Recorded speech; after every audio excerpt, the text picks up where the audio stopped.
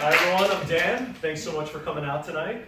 As David said, I grew up in this wonderful, magical place known as New Jersey that was really, really well known for the Jersey Shore. And, that show is actually coming back. It just won't die. It's like herpes.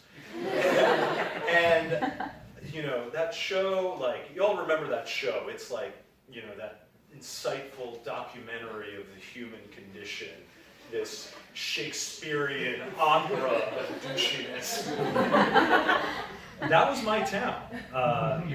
My town was very well known for Guidos. And, for those of you who don't know Guidos, these guys and, got the greased back hair and the jewelry and the muscles and the situation. That was my town. We had, a couple thousand people, but we had 20 Catholic churches, about 15 pizzerias, all of them doubled as a tanning salon. And our town motto, man, was just make Guidos great again.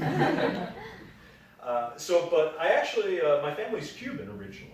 And it makes for some awkward family dinners because my family is incredibly conservative. And I call myself a liberal. They call me un stupido de fea puta.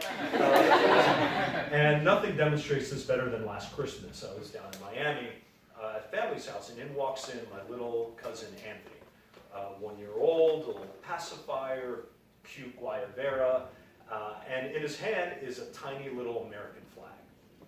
He's just waving this thing all around. I go to his dad and say, why does Anthony have an American flag? It's Christmas, not 4th of July or a Toby Keith concert. And his dad says, well, that is Anthony's security blanket. Kid sleeps with it. Kid bathes with it. He is Linus meets Ted Nugent. And I don't believe him. And so he's like, watch. Grabs the flag out of Anthony's hand. Immediately, kids start bawling, just snot and tears and patriotism just flowing right out. Dad's seen this before, so he gets down on one knee, sings Anthony his favorite lullaby. Oh, say, can you see? Anthony cheers right up, gets happy, starts clapping, and I'm just watching this scene, and I'm just like, shit, that kid is going to be such a Trump voter. And leading this band of uber conservative Cuban patriots is my grandfather, Julio. Really cool guy, incredibly charismatic, champion swimmer in his day, champion domino player, really put in a case for the world's most interesting Cuban man.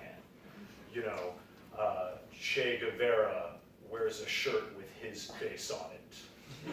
He mixed the perfect mojito without touching the glass. Cuba's largest cigar was modeled after his penis. And so crazy thing about my grandfather is that when the Cuban Revolution happened, he got arrested by the communists. Pure dictator stuff. Got 5-minute long trial, some stupid charge like jaywalking, got sentenced to 500 years in prison. In Cuban terms, that's about 15,000 Pitbull songs. And it was really traumatic for my mom, She saw her dad get arrested, probably never gonna see him again. 2 days later, she gets a phone call from him. She gets a phone call.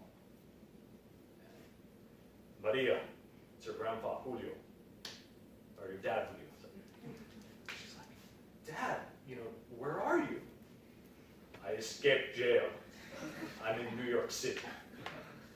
She's like, Dad, you had no passport. You had no money. How did you get out of jail? Now I have these grand visions of my grandfather being the first Cuban boat person, maybe just Shawshanking his way out of prison. But he's the world's most interesting Cuban man. So anytime anybody asked, he always said the same thing. I had to go out for a smoke